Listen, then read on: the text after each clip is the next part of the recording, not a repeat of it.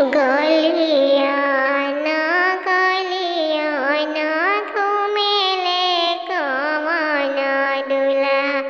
हाथे गुरा देलिया मुके पान उहावा से खेली बाबू घरे चली आइले आमा पूछली एक बात कहवा बीतल बाबू टीका दुपहरिया कहवा बीतल निशुरात बाबा के बगिया माटी का दुपहरिया